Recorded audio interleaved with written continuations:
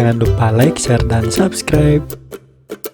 Halo teman-teman semua, balik lagi di channel Guru Kelas. Nah, dalam video kali ini Kak Ari akan membahas mengenai soal latihan pencemaran lingkungan. Nah, dari pelajaran IPA kelas 7 semester 2 kurikulum 2013. Mari kita simak.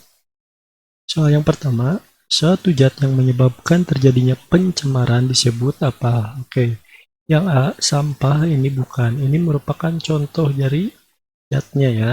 Nah, ini limbah juga merupakan contoh. Polusi juga bukan. Polusi ini yaitu masuknya kontaminan ke lingkungan. Nah, di mana kontaminannya itu atau pencemarannya itu, zatnya itu yang disebut dengan polutan. Jadi nomor 1 jawabannya adalah B. Nomor 2, pencemaran yang diakibatkan oleh bakteri termasuk dalam pencemaran di mana bakteri ini merupakan makhluk hidup. Nah, makhluk hidup itu termasuk ke dalam biologis, berarti kimiawi bukan, fisik bukan, tanah bukan. Jadi jawabannya adalah A, biologis. Nomor 3, pencemaran yang terjadi karena timbunan logam berat termasuk ke dalam pencemaran. Ya, di mana logam berat ini termasuk ke dalam pencemaran apa? Fisik bukan, biologis bukan, air bukan. Nah, jadi jawabannya yaitu kimiawi. Jadi logam berat ini merupakan pencemaran kimiawi. Jadi jawabannya adalah B. Nomor 4, di mana peristiwa masuknya zat atau komponen lainnya ya, zat atau komponen lainnya ke dalam lingkungan perairan sehingga mutu air atau kualitas air terganggu disebut dengan pencemaran air. Jawabannya adalah B. Nomor 5, pengelolaan air salah satunya harus memenuhi syarat kimia yaitu A, pH air harus dalam kondisi normal, B, air bebas dari segala bakteri, terutama bakteri patogen, C, air tidak berasa dan suhunya berada di bawah suhu di luarnya. Yang D, air minum harus menggunakan zat tertentu dalam jumlah tertentu. Nah, di mana yang B ini merupakan syarat biologis ya. Ini juga bukan, ini juga bukan. Nah, di mana syarat kimianya itu pH atau derajat keasaman air itu harus dalam kondisi normal, tidak kurang dan tidak lebih. Lanjut ke nomor 6, berikut ini yang merupakan sumber mata air yang layak untuk dikonsumsi adalah air limbah. Ini bukan, karena berbahaya. Air got apalagi banyak bakteri. Kemudian air hujan juga pH-nya biasanya tinggi, asam. Nah, dimana yang baik ya untuk layak untuk dikonsumsi itu yaitu air pegunungan, karena melalui proses alami penyaringan oleh tumbuhan. Lanjut ke nomor 7, salah satu penyebab penyakit kolera pada penduduk adalah di mana kolera ini penyakit diare ya, disebabkan oleh bakteri. Nah, di mana penyebabnya itu yaitu yang pertama terbatasnya tempat tinggal bukan, terbatasnya air bersih. Nah, ini betul.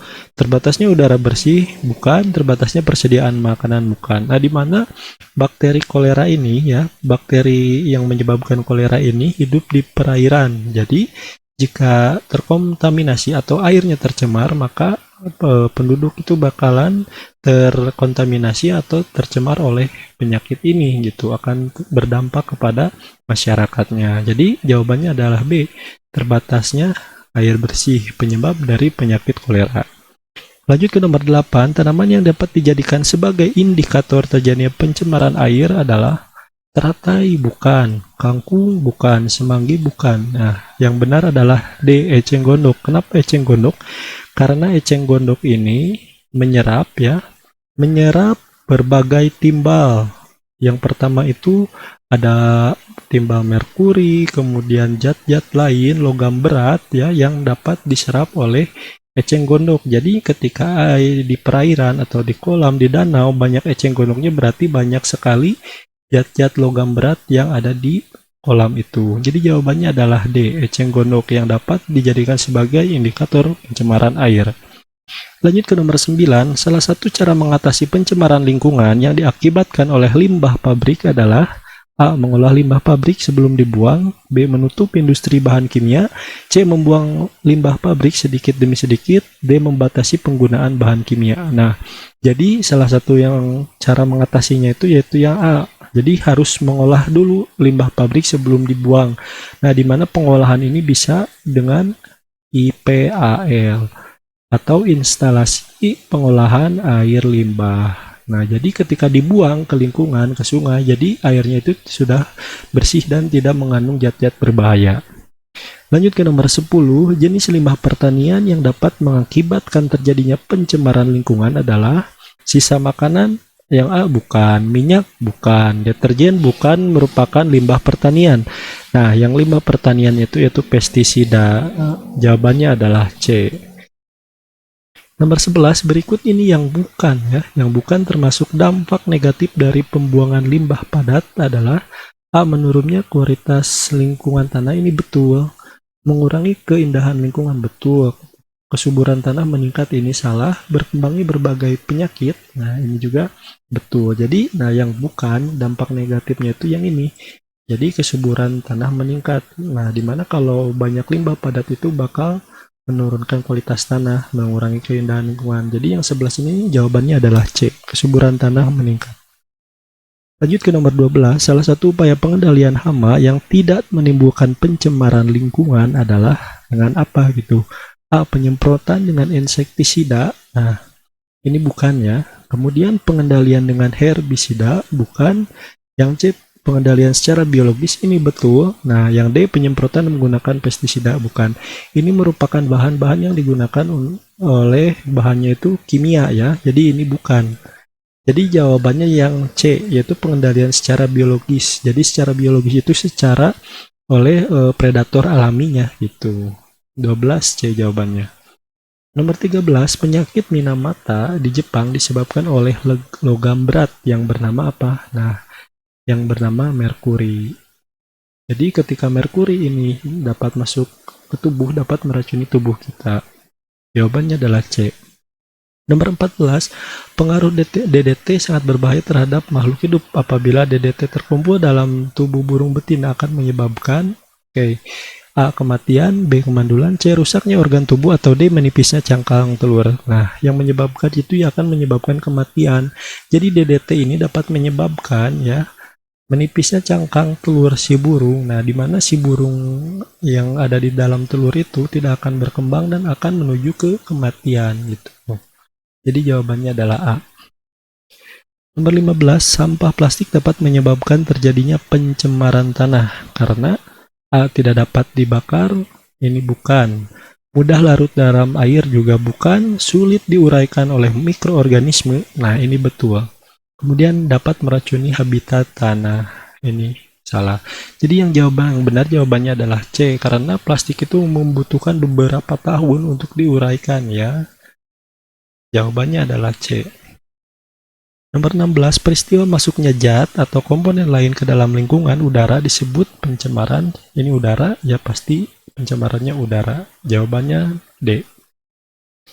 Nomor 17, efek rumah kaca sebagai masalah lingkungan secara global terjadi karena efek rumah kaca ini disebabkan oleh karbon dioksida ya. Jadi jawabannya apa? Kenaikan kadar karbon dioksida, naiknya kelembaban udara, C. Adanya radiasi sinar ultraviolet, atau D. Suhu lingkungan yang rendah. Nah, jadi jawabannya itu yang A. Jadi kenaikan kadar karbon dioksida itu di atmosfer meningkat, menyebabkan sinar ultraviolet tidak dapat memantul kembali ke luar atmosfer bumi.